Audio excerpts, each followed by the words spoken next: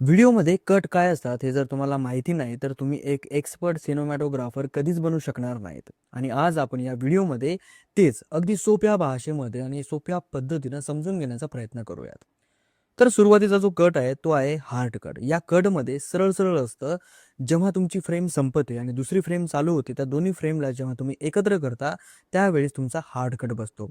या कटमध्ये कुठलाही रूल नसतो, जसं की या फ्रेममध्ये आणि या फ्रेममध्ये जो कट बसलेला आहे तो आहे हार्ड कट. याच्यानंतर जो कट आहे तो आहे जंप कट. या कटमध्ये काय होतं, ज्या वेळेस आपली फ्रेम खूप मोठी झालेली आहे आणि आपल्याला ती फ्रेम छोटी करायची, त्यासाठी आपण त्या फ्रेममध्ये छोटे छोटे पार्ट डिलीट करतो आणि त्या डिलीट केलेल्या पार्टच्या जागेवर जे कट बसतात त्यालाच जंप कट असं म्हणतात. जसं की मी या फ्रेममध्ये केलेलं आहे बघा. बसला कट याला जंप कट म्हणतो आपण. फ्रेम एकच आहे, चालू आहे, पण कट बसत आहेत, यालाच जंप कट असं म्हणतात. आता याच्यानंतर जो कट आहे तो आहे मॅच कट. आता मॅच कट कसा असतो, आपल्या फ्रेममध्ये एखादा पर्सन एक सेम ॲक्टिव्हिटी करतो किंवा एखादी वस्तू एका सेम जागेवर आहे आणि दुसऱ्या फ्रेममध्ये दुसरी वस्तू त्या सेम जागेवर असेल आणि तिथंच कट बसत असेल तर त्याला आपण मॅच कट म्हणतो.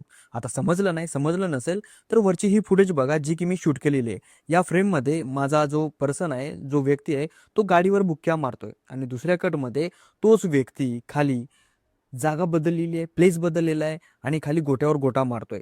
मॅच झालं ना बघा, ओळखू आलं नाही फ्रेम बदलली म्हणून, डायरेक्टली व्हिज्युअल बदलले, याला म्हणतात मॅच कट. याच्यानंतरचा जो कट आहे तो आहे क्रॉस कट. ज्या वेळेस एखादी खूप जास्त फाईट चालू आहे किंवा ज्या वेळेस खूप जास्त आणि नॉर्मल वातावरण चालू आहे आणि अचानक फ्रेम बदलते.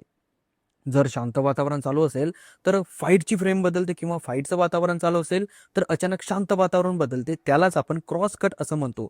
जसं की मी या फ्रेममध्ये केलेलं आहे बघा. आता इथं फाईट चालू आहे आणि अचानक काय होतं ना, फ्रेम बदलते, कट बसतो आणि एकदम शांत वातावरणाची फ्रेम आपल्या समोर येते.